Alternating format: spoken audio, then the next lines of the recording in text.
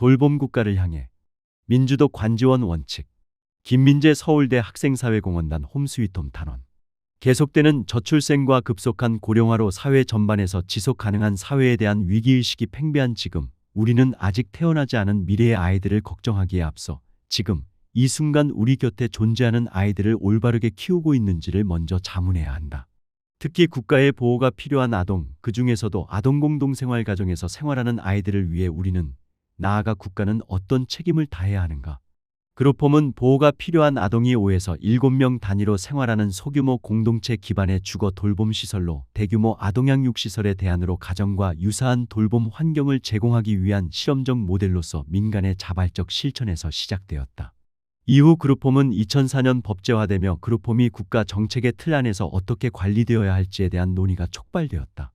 이 문제는 단순히 행정 절차를 개선하는 것을 넘어 그룹홈이라는 공간이 무엇을 지향하는지, 그리고 어떤 철학과 현실 인식을 바탕으로 운영되어야 하는지에 대한 근본적 논의로 이어진다.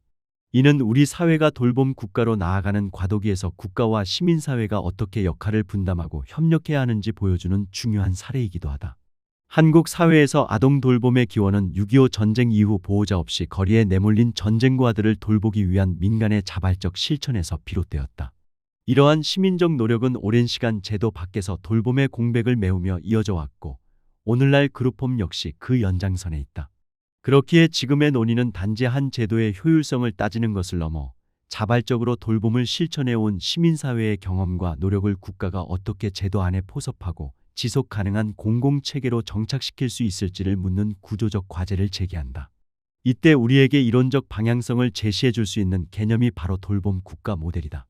기존 복지국가는 주로 소득 보장과 노동시장 중심의 사회보험 체계를 중심으로 발전해 왔으며, 그 과정에서 여성, 아동, 노인, 장애인 등 돌봄이 필요한 삶의 조건들을 구조적으로 주변화하거나 사적 영역에 방치해 왔다. 돌봄 국가 모델은 바로 이 지점을 비판하며 돌봄 윤리를 국가 운영의 기본적인 원리로 삼아야 한다고 주장한다. 개개인의 안위가 개인의 책임이 아니라 국가의 책임에 해당한다는 인식에 기반한 포괄적 돌봄 체계를 구축함으로써 돌봄 국가는 기존의 복지국가가 간과해 온 일상적이고 관계적인 돌봄의 책임을 국가가 적극적으로 분담하겠다는 새로운 지향점을 담고 있다.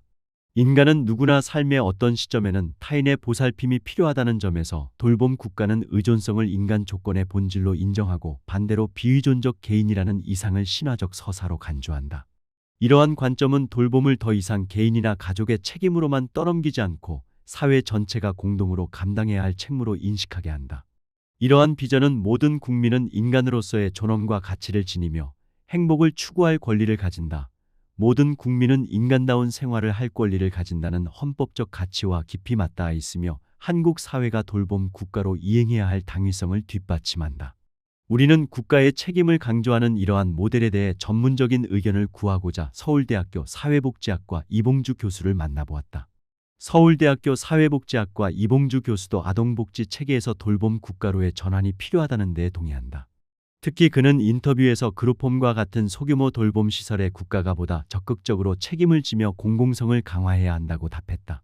그에게 공공성은 단순히 그룹홈을 국가가 운영한다고 충족되는 것이 아닌, 모든 아동이 차별 없이 존엄하게 살아갈 수 있는 조건을 국가가 제도적으로 마련해야 한다는 윤리적 요청으로 이해한다.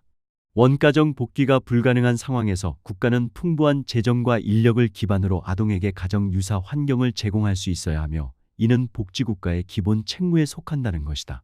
포섭하는 것은 돌봄 국가로의 한 걸음을 내딛는 것에 해당한다. 그러나 현실은 단순하지 않다.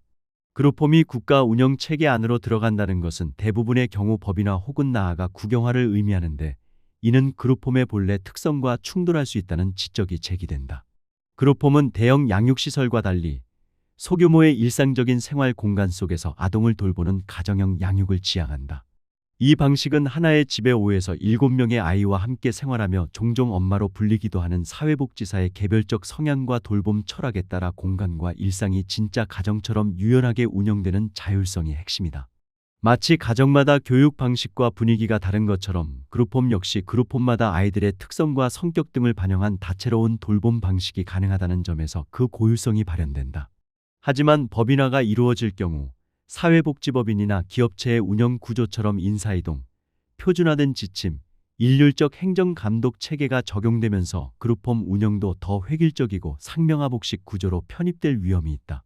예컨대 현장에서 그룹홈들을 지원하는 민간단체인 한국아동 청소년 그룹홈의 비회는 이러한 체계 속에서는 엄마의 교체가 가능해진다는 점을 가장 큰 문제로 꼽는다.